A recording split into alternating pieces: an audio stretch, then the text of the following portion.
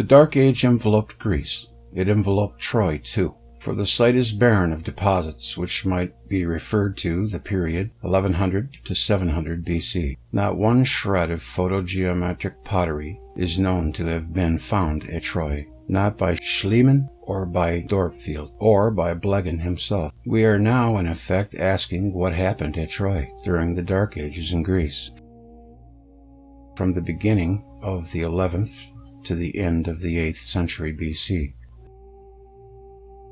And this is the answer which we must accept, that there is nothing at Troy to fill the huge lacuna. For 2,000 years, men had left traces of their living there. Some chapters in the story were brief and obscure, but there was never a chapter left wholly blank. Now at least there is silence, profound and prolonged for 400 years. This observation of Denis Page, professor of Greek at the University of Cambridge, is in the nature of amazement. Out of a mound covering a ruined place, an archaeologist expects to extract stray objects that accumulated there in the space of centuries. In Troy there is silence, profound and prolonged, as if time itself had stopped. But the same author stresses that the Iliad preserves facts about the Trojans which could not have been known to anybody after the fall of Troy. 7a. Thus, not only did Homer know of the kingdom and people of Mycene that were buried for centuries of the Dark Ages, but he knew also the kingdom and people of Troy who, too, were dead, buried, and forgotten in the darkness of the Dark Ages.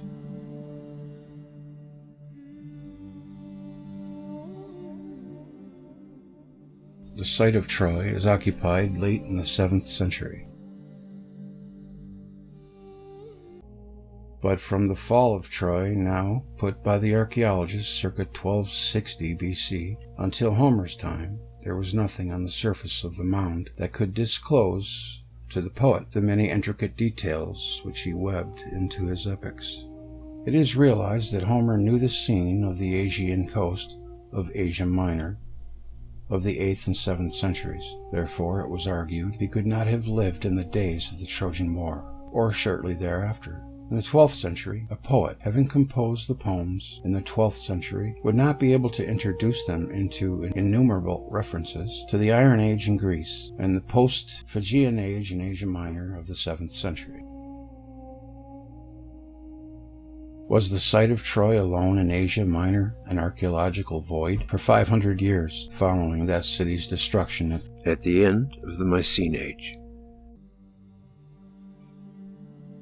Radiometric observations at the Mount Wilson and Flagstaff observatories in 1922 have shown that a considerable amount of heat is emitted by the dark part of the disk of the planet Venus. Venus, being nearer to the Sun than the Earth, turns in succession its illuminated and shaded parts toward the Earth. It shows phases like the Moon. The temperature of the day and night sides of Venus was measured by a radiometric method, and it was found that there is nearly uniform temperature over the planet's surface, both on the illuminated and dark hemisphere. This sentence of E. Pettit and S. P. Nicholson is a terse statement of what is perhaps the most valuable single discovery ever made with respect to the planet Venus.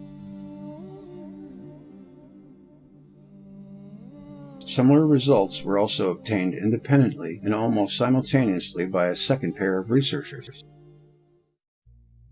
What explanation can be given for the phenomenon of the nearly uniform temperature of the day and night hemispheres of Venus? The conclusion drawn was this: the daily rotation of the planet Venus is very rapid, and during the short night the temperature cannot fall to any considerable extent. But this conclusion stands in complete contradiction to what was believed to be the established fact of the non-rotation of Venus with respect to the Sun, or of a rotation in relation to the fixed stars with a period equal to the time of one revolution on its planetary orbit for 225 terrestrial days.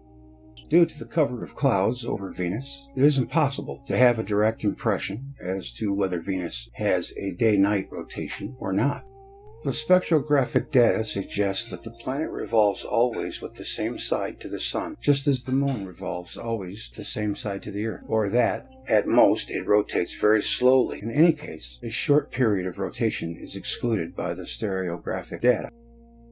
If the period of rotation of Venus is 225 days, as many observers have been led to believe, it was difficult to see how the high temperature of the rotating layer of the night side can be maintained. Compromise does not satisfy either side. Neither the radiometric data, which suggests a short period of rotation, nor the precise spectrographic data, which indicate a long period of rotation, may be ignored, if they will undoubtedly furnish material for discussion and debate for many years. In reality, there is no conflict between the two methods of physical observation. The night side of Venus radiates heat because Venus is hot. The reflecting, absorbing, insulating, and conducting properties of the cloud layer of Venus modify the heating effect of the sun upon the body planet. But at the bottom of the problem lies this fact. Venus gives off heat. Venus experienced in quick succession its birth and expulsion under violent conditions, and existence as a comet on an ellipse which approached the sun closely. Two encounters with the Earth, accompanied by discharges of potentials between these two bodies, and with a thermal effect caused by conversion of momentum into heat.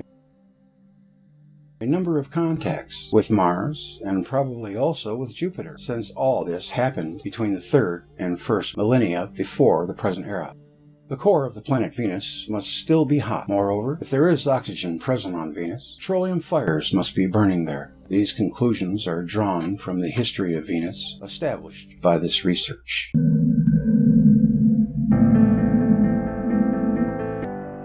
A collective amnesia. At any rate, they seem to have been strangely forgetful of the catastrophe. Plato, Laws 3. It is an established fact in the learning about the human mind that the most terrifying events of childhood, in some cases even in manhood, are often forgotten, their memory blotted out from consciousness and displaced into the unconscious strata of the mind, where they continue to live and to express themselves in bizarre forms of fear. Occasionally, they may be converted into symptoms of compulsion neurosis and even contribute to the splitting of the personality.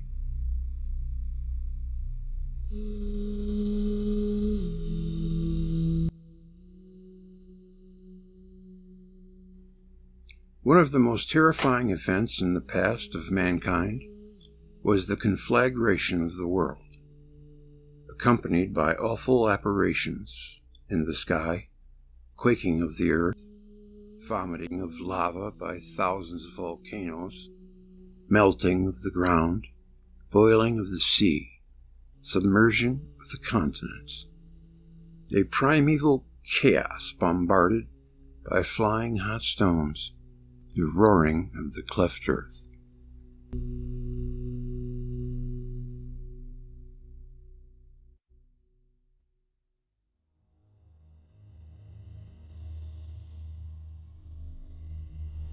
And the loud hissing of tornadoes of cinders. There occurred more than one world conflagration. The most horrible one was in the days of the Exodus. In hundreds of passages in their Bible, the Hebrews described what happened. Returning from the Babylonian exile in the 6th and 5th centuries before this era, the Hebrews did not cease to learn and repeat the traditions, but they lost sight of the fearful reality of what they learned. Apparently, the post-exile generations looked upon all these descriptions as the poetical utterances of religious literature. The Talmudists in the beginning of this era disputed whether a deluge of fire prophesied in old traditions would take place or not. Those who denied that it might come based on their argument on the divine promise found in the book of Genesis, that the deluge would not be repeated. Those who argued to the contrary, reasoning that though the deluge of water would not recur, there might come a deluge of fire, were attacked for construing too narrowly the promise of the Lord. Both sides overlooked the most prominent part of their traditions, the history of the Exodus and all the passages about the cosmic catastrophe, endlessly repeated in Exodus, Numbers, and Prophets, and in the rest of the scriptures. The Egyptians, in the 6th pre-Christian century, knew about the catastrophes that overwhelmed other countries. Plato narrates the story which Solon heard in Egypt about the world destroyed in deluges and conflagrations. You remember but one deluge, though many catastrophes had occurred previously. The Egyptian priests, who said this and who maintained that their land was spared, on these occasions forgot what happened in Egypt when, in the Ptolemaic age, the priest Manetho starts his story of the invasion of the Hyksos by acknowledging his ignorance of the cause and nature of the blast of heavenly displeasure that befell his land. It becomes apparent that in the knowledge which was possibly alive in Egypt in the days when Solon and Pythagoras visited there, had already sunk into oblivion in the Ptolemaic age. Only some hazy tradition about a conflagration of the world was repeated, without knowing when or how it occurred. The Egyptian priest described by Plato as conversing with Solon supposed that the memory of the catastrophes of fire and flood had been lost because literate men perished in them. Together with all the achievements of their culture, and these upheavals escaped your notice, because for many generations the survivors died with no power to express themselves in writing. A similar argument is found in Philo the Alexandrian, who wrote in the 1st century of this era, "By reason of the constant and repeated destructions of water and fire, the later generations did not receive from the former the memory of the order and sequence of events." Although Philo knew about the repeated destructions of the world by water and fire, it did not occur to him that a catastrophe of conflagration was described in the book of Exodus. Nor did he think that anything of this sort took place in the days of Joshua or even Isaiah.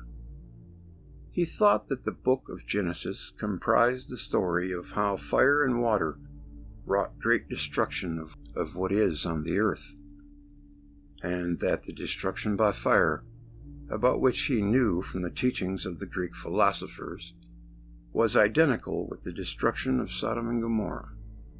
The memory of the cataclysms was erased, not because of lack of written traditions, but because of some characteristic process that later caused entire nations, together with their literate men, to read into these traditions allegories or metaphors that were actually cosmic disturbances were clearly described. It is a psychological phenomenon in the life of individuals as well as whole nations that the most terrifying events of the past may be forgotten or displaced into the subconscious mind. As if obliterated are impressions that should be unforgettable. To uncover their vestiges and their distorted equivalents in the physical life of peoples is a task not unlike that of overcoming amnesia in a single person. End of subject.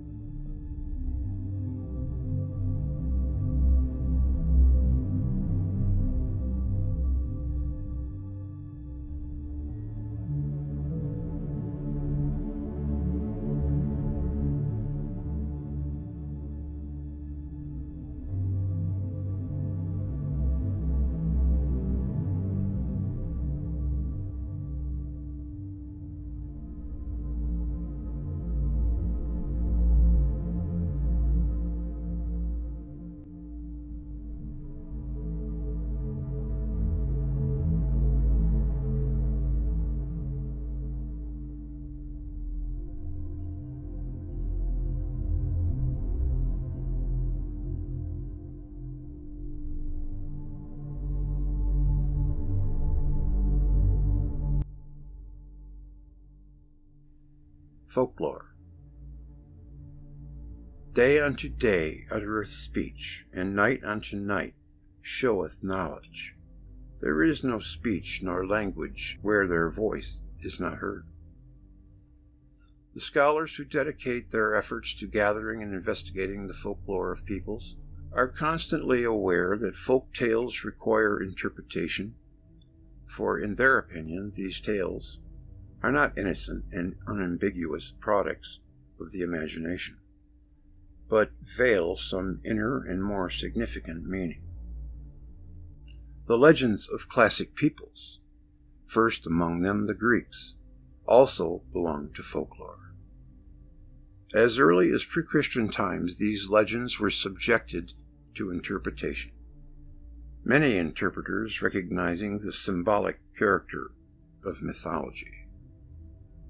With Macrobius in the 4th Christian century, there begins a tendency to see in many gods of Egyptian and Greek antiquity the personifications of the sun. Macrobius compared Osiris to the sun and Isis to the moon, disregarding the opinion of earlier authors. He also interpreted Jupiter as the sun, as the role the planets played in history of the world retreated ever further into oblivion. The interpretation of nature myth as referring to the sun or the moon became more and more widespread. In the 19th century, it was the vogue to explain the old myths as inspired by movement of the sun and the moon during the day, night, month, and year. Not only Ra, Amun, Marduk, Phaethon, and even Zeus, but also king heroes like Oedipus became solar symbols. This exclusive role of the sun and moon in mythology is a reflection of their significance in nature. However, in former times, the planets played a decidedly more important role in the imagination of peoples, to which fact their religions give testimony. True, sun and moon, Shamash and Sin, Helios, Apollo, and Selene were also numbered among the planet gods, but usually they were not the most important ones. Their enumeration among the 7 planets sometimes startles the modern scholar, because these 2 luminaries are so much more conspicuous than the other planets. The dominance of Saturn, Jupiter, Venus, and Mars must startle us even more as long as we do not know what was displayed on the celestial scene a few thousand years ago. Modern folklorists occupy themselves mainly with the folklore of primitive peoples, material unspoiled by generations of copyists and interpreters. Being received at its source, it is supposed to shed light not only on the mentality of these primitive peoples, but also on many problems of the sociology and psychology in general. The sociological method explores mythology for evidence of social uses. Folklorists like James Frazer expended their efforts on this aspect. Freud, the psychologist, centered his attention on the motif of father murder, patricide, presenting it as though it had been a regular institution in ancient times. He makes it appear in general practice in the past and in a subconscious urge in present-day man. However, regular institutions and practices in the life of the family would not give rise to myths. A writer on this subject has correctly pointed out this fact. What is quite normal in nature and society rarely excites the myth-making imagination, which is more likely to be kindled by the abnormal, some startling catastrophe, some terrible violation of the social code, Even less than daily tribal life do, daily occurrences in nature give rise to legends. The sun rises every morning. It travels from east to west. The moon enters a new phase 4 times a month. The year has 4 seasons. Such regular changes do not stir the imagination of peoples, because they contain nothing unexpected in themselves. Daily things do not evoke astonishment and influence but little a people's creative faculty. Sunrise and sunset, morning dew and evening mist are common experiences. And if a single spectacle impresses itself upon us in the course of life, the many sunrises and the many sunsets in our memory pale, and each looks like the other. And time flies. Seasonal snowstorms or thunderstorms do not leave indelible memories, only striking, perturbing experiences of a social or physical order are designed to stir the imagination of peoples. Seneca says, "It is for this very reason that the assembly of stars that lends beauty to the immense firmament does not compel the attention of the masses. But when a change occurs in the order of the universe, all looks are fixed on the sky." Even local catastrophes, regarded as very violent, do not serve for the creation of cosmic myth. First in power to impress the races of the earth are the cataclysms of the past. And on this we have dwelt at length. Comets, because of their casual relation to world catastrophes, and also because of their terrifying appearance, were the kind of phenomenon to kindle the imagination of peoples. But for some reason, the impression they must have made on the peoples of antiquity is not considered an explanation of myths and legends. Since the invention of the printing press, the great agitation and mass hysteria caused by the more brilliant comet can be traced in contemporary books and pamphlets. Were the ancients immune to these feelings? If not, then why are the exegetes of the Bible and the commentators on the epic compositions of antiquity so remiss as not to think of phenomena that could not but impress the ancients? Or did no comets appear in the sky during ancient times? This, of course, is only a rhetorical question. Keeping this in mind, we shall be able to answer the question about the striking similarity of certain concepts among peoples of different cultures, sometimes separated by oceans. End of subchapter. And I could keep going with that. That was pretty good. I have to say that was one of the best chapters that I have read from Velikovsky. Species with Amnesia. Indeed.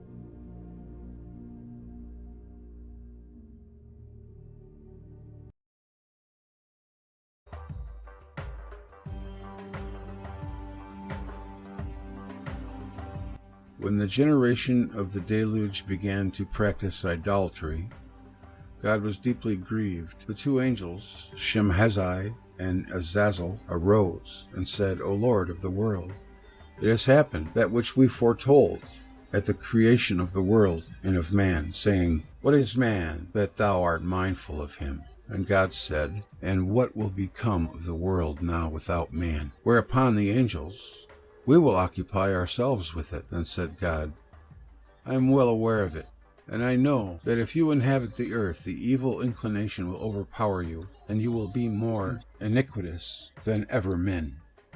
The angels pleaded, Grant us but permission to dwell among men, and thou shalt see how we will sanctify thy name. God yielded to their wish, saying, Descend and sojourn among men. When the angels came to earth, and beheld the daughters of men in all their grace and beauty, they could not restrain their passion. Shemhazai saw a maiden named Ishtar.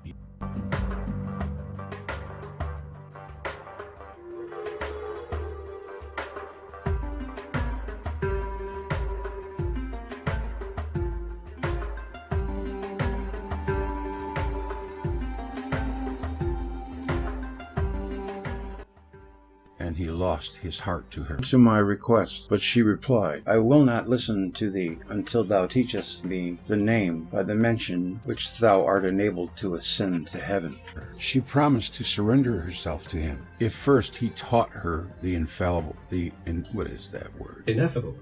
ineffable name, by means of which he raised himself to heaven. He asserted to her condition. But once she knew it, she pronounced the name and herself ascended to heaven without fulfilling her promise to the angel. The seduction of Ea. God said, because she kept herself aloof from sin, we will place her among the 7 stars, that men may never forget her. And she was put in the constellation Pleiades. Shemhazai and Azazel, however, were not deterred from entering into alliances with the daughters of men, and to the first 2 sons were born. Azazel began to devise the finery and the ornaments by means of which women allure men. Thereupon God sent these names. Metatron. Metatron. Oh, that's a lovely name. He should have let his wife pick out the name. To tell Shemhazai that he had resolved to destroy the world and bring on a deluge. The fallen angel began to weep and grieve over the fate of the world and the fate of his 2 sons. If the world went under, what would they have to eat? They who needed daily 1,000 camels, 1,000 horses, 1,000 steers. These 2 sons of Shemhazai by name dreamed dreams. The one saw a great stone which covered the earth, and the earth was marked all over with lines upon lines of writing. An angel came, and with a knife obliterated all the lines, leaving but 4 letters upon the stone. The other son saw a large pleasure grove planted with all sorts of trees, but angels approached bearing axes. They had fallen the trees, sparing a single one with 3 of its branches.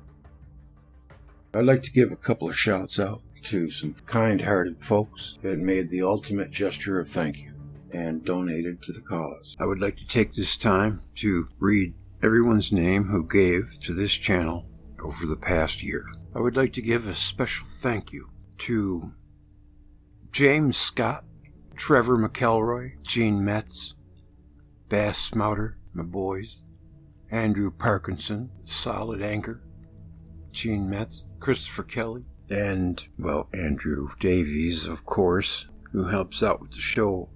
Just tons.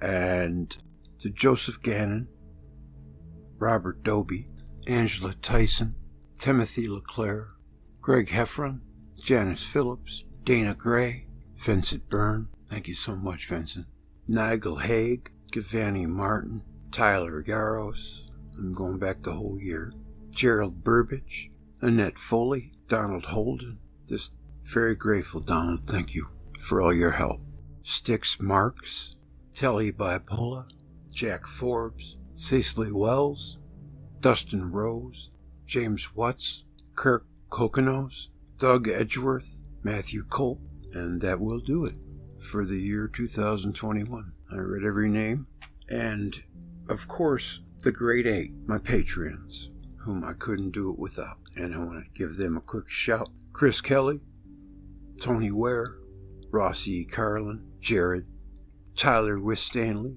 Top Knot, Diamond Dave from Oppenheimer Ranch Project. Thank you so much for all that you've done for me for this past year.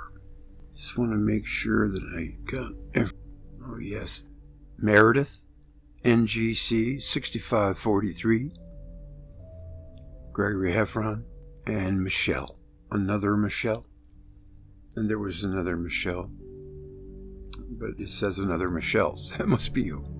All right. You guys are all in my cool book. Also grateful for the kind words of encouragement. Thank you. It helps a lot. Well, that'll do it for me tonight. Take care. I'll see you on down the road. Watch your top knot. the master of the universe.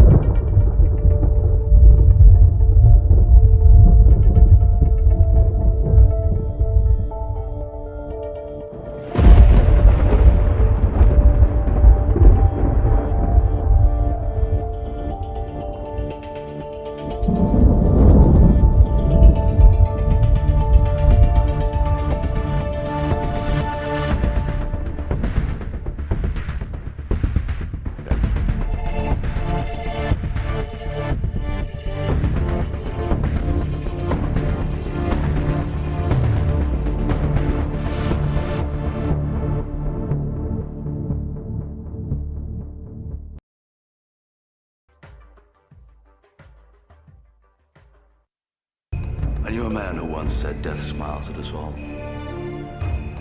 All a man can do is smile back. Thus, as you see, we read with different eyes, with different mind.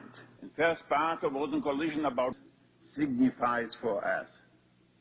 We are in a state of a victim of amnesia.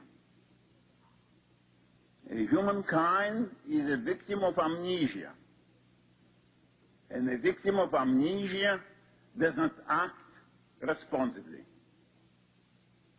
He acts irrationally.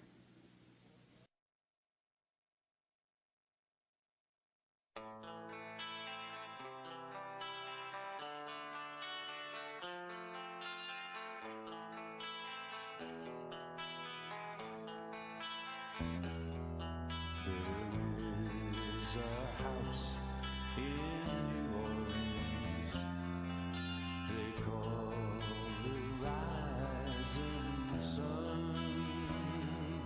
and it's been a run of many poor boys. Is under the urge to repeat the ancient catastrophic events, the ancient trauma. Are we not in a predicament? It is not a preaching to be better. It is a preaching to know yourself.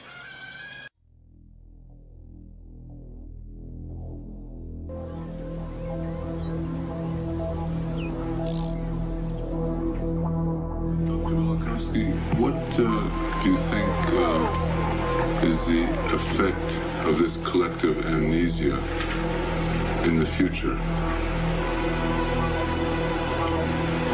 The effect is very great, not only in the future, it was also in the past. Because as long as a man doesn't remember his past, he acts as a neurotic, a person who suffered a traumatic experience. Due to this traumatic experience, suffered also an amnesia, a local amnesia, so to say, not spread through all his personality, but in this case, in the human race, we have something that is comparable with a single personality that suffered a trauma.